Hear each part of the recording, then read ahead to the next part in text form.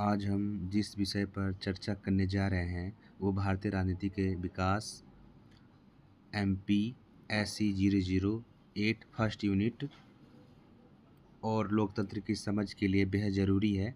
भारत में राज्य राजनीति का विकास न केवल संविधान और संघीय ढांचे से जुड़ा है बल्कि ये हमें ये भी बताता है कि कैसे भारत जैसे विविधताओं वाले देश में अलग अलग राज्यों की राजनीति में एक खास पहचान बनाई है। इस टॉपिक को समझना इसलिए ज़रूरी है क्योंकि ये न सिर्फ परीक्षाओं में पूछा जाता है बल्कि ये हमारी सामाजिक, क्षेत्रीय और प्रशासनिक सोच को भी मजबूत करता है। हम इस पाठ में देखेंगे कि कैसे आज़ादी के बाद से लेकर आज तक राज्य राजनीति कैसे बदली और कौन-कौन से दौर आए और वर्तमान समय में राज्यों की राजनीति किस दिशा में जा रही है।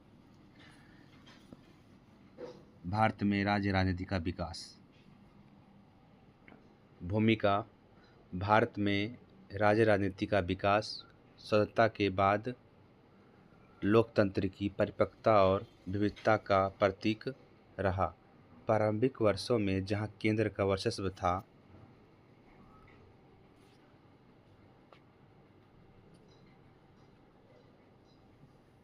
वहीं धीरे धीरे राज्यों ने अपनी राजनीतिक पहचान और नीतिगत स्वतंत्रता और सामाजिक प्रतिनिधित्व के माध्यम से स्वतंत्र भूमिका स्थापित की।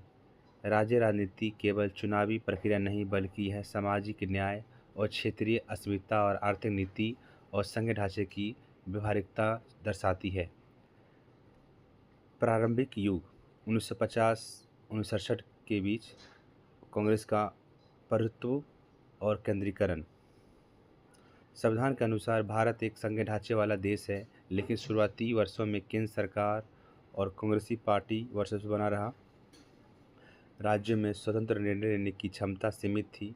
राज्यपालों की नियुक्ति केंद्र सरकार करती थी और उन्हें राष्ट्रपति शासन लागू करने का अधिकार था।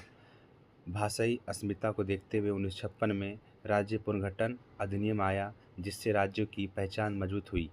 उदाहरण के तौर पर 1951 और 1952 के पहले आम चुनावों में कांग्रेस को भारी बहुमत मिला। सभी प्रमुख राज्यों में कांग्रेस सरकारें बनी, जैसे उत्तर प्रदेश, बिहार, मद्रास। दूसरा संक्रमण काल 1967 और 1977, विपक्ष का उदय और राजनीतिक विविधता। 1967 के चुनावों में पहली बार कांग्रेस कई राज्यों में सत्ता से बाहर हुई। यह भारत के संघवाद और बहुदलीय लोकतंत्र की शुरुआत थी। संवैधानिक रूप से राज्य को कुछ अधिकार मिले, लेकिन व्यवहारिक रूप में केंद्र का हस्तक्षेप जारी रहा। क्षेत्रीय अस्मिता और स्थानीय नेतृत्व की मांग ने नए दलों और आंदोलनों को जन्म दिया। उदाहरण, तमिलनाडु में DMK की सरकार, जो पहली गैर सरकार बनी, और पंजाब में अकाली दल, केरल में CPI और पश्चिम बंगाल में वाम मोर्चो सक्रिय हुए। राजनीतिक अस्थिरता और आपातकाल 1975 और 1977। 1975 में आपातकाल लगने के बाद केंद्र और राज्यों के संबंधों में और अधिक केंद्रीकरण देखा गया। संविधान के अनुच्छेद 356 का दुरुपयोग बढ़ा, जिससे निर्वाचित राज्य सरकारों के बर्खास्त किया गया और विपक्षी नेताओं की गिरफ्तारी और नागरिक स्वतंत्रता पर प्रतिबंध ने राज्य राजनीति पर गहरा प्रभाव डाला। विशेष 1977 में आपातकाल के विरोध में जनता पार्टी की ऐतिहासिक जीत हुई। इससे क्षेत्रीय दलों को बल मिला और राज्य राजनीति को नई दिशा मिली। क्षेत्रीय दलों का उदय और सामाजिक न्याय 1980 और 1990 के बीच मंडल आयोग 1980 की सिफारिशों ने पिछड़े वर्गों के आरक्षण को बढ़ावा दिया और पहचान आधारित राजनीति को बल मिला। कई राज्यों में क्षेत्रीय दलों ने सामाजिक न्याय और जातीय अस्मिता और क्षेत्रीय विकास के मुद्दों पर राजनीति की। क्षेत्रीय दलों का ये उभार राष्ट्रीय राजनीति में भी देखा।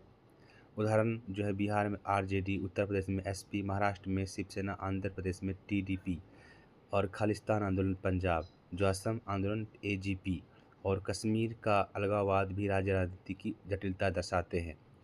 पाँचवा आर्थिक उदारीकरण और नई राज्य राजनीति 1991 से 2000 के आसपास 1991 में आर्थिक सुधारों के बाद राज्य सरकारों को अपनी अर्थव्यवस्था और निवेश नीति बनाने की स्वतंत्रता मिली। राज्यों ने बेसिक निवेश और आकर्षित करने के लिए प्रतिस्पर्धा शुरू की। इसी काल में गठबंधन युग शुरू हुआ, जिसमें क्षेत्रीय दल राष्ट्रीय सरकारों के निर्णायक अंग बने। उदाहरण जो है गुजरात मॉडल, औद्योगिक विकास, बिहार में पंचायती सशक्तिकरण, आंध्र में आईटीआई सेक्टर, राष्ट्रीय राजनीति में टीडीपी और डीएमके और बीएसपी और एसपी जैसे दलों का अहम योगदान हुआ। छठा जो है समकालीन राज्य राजनीति 2000 के बाद जो है आज राज्य राजनीति में क्षेत्रीय नेतृत्व और सामाजिक कल्याण योजनाएं और नीतिगत नवाचार सामने आए। केंद्र राज्य संबंधों में वैचारिक टकराव बढ़ा और विशेषकर अब राज्य और केंद्र में अलग अलग दल सत्तासीन हो।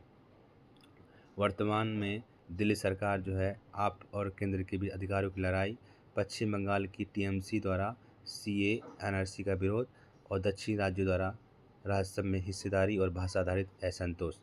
प्रमुख प्रवृत्तियां जो राज्य द्वारा नीति आयोग में विरोध और वन नेशन वन इलेक्शन का विरोध, क्षेत्रीय मुद्दों जैसे मराठा आरक्षण, किसान आंदोलन, राज्य भाषा को लेकर टकराव। सातवां जो है विश्लेषणात्मक पहलू, संघवाद की परीक्षा, केंद्र द्वारा अधिक नियंत्रण, राज्यों की स्वतंत्रता में टकराव, संघीय संतुलन को चुनौतियां देता है। दूसरा जो गठबंधन युग, क्षेत्रीय दलों के बिना केंद्र की राजनीति अस्थिर रही। और तीसरा विकासात्मक प्रतियोगिता, राज्य अब विकास की सुविधा में आगे बढ़ रहे हैं। राज्यपाल की भूमिका अभी भी राज्यों में राजनीतिक टकराव का कारण बनती है। और निष्कर्ष जो है भारत में राज्य राजनीति का विकास लोकतंत्र की जीवंतता और संघवाद की मजबूती का परिचायक है। ये केवल प्रशासनिक संरचना नहीं बल्कि जनभावनाओं और सामाजिक न्याय और विकास के नए मार्गों की अभिव्यक्ति है। समकालीन समय में राज्यों की भूमिका केवल क्षेत्रीय न रहकर राष्ट्रीय विमर्श का अभिन्न हिस्सा बन गई है और राज्य राजनीति की विविधता ही भारत की राजनीति प्रणाली का समृद्ध बनाती है।